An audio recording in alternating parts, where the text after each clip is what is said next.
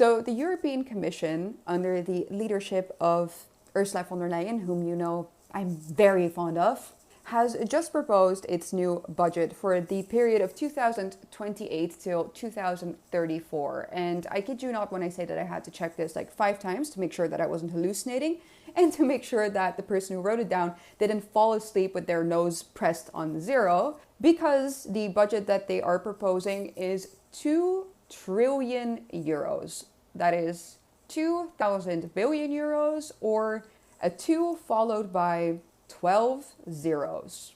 Now, I can't even begin to visualize that. I mean, I think that most normal people have no idea what that even means, like 12 trillion euros.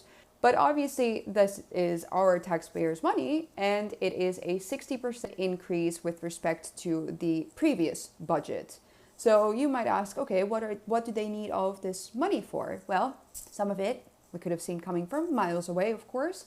They are going to set aside 100 billion euros for support for Ukraine, 130 billion euros for European defense, and 400 billion euros for crisis management.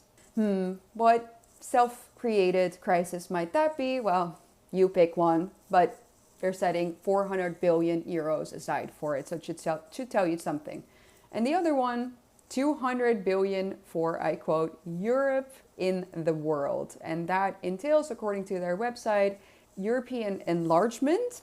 So they're not even hiding that. You know, we all know which country they mean by that. And external action. So that's most likely a ton of money that they're going to spend on foreign aid in countries like, I don't know, countries in Africa, most likely, right? And is there anything that they decided to cut back on? Well, yes, ladies and gentlemen, there is one thing. And you guessed it, it's the farmers. Agriculture is going to be put together with cohesion, whatever that may be. And the funds for those 2 posts are going to be cut in half. So yeah, the one thing that they've decided to not spend as much money on is on the people who provide Europeans with their food. Makes a hell of a lot of sense, doesn't it? I mean, it's totally in line with their destructive agenda. It's totally in line with everything they've done. And it's the very reason why I keep on saying that we will not get anything done and we will not make Europe great again unless we leave the EU. Because what is going to happen now? Germany has already said, oh, no, this is too much for us. The Netherlands is also complaining that it's too much.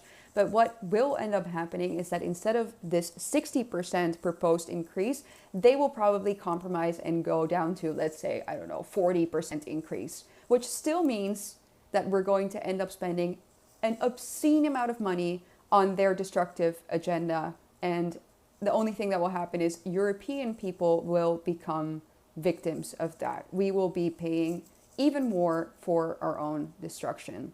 The only answer to this story, I keep on saying it, leave the EU.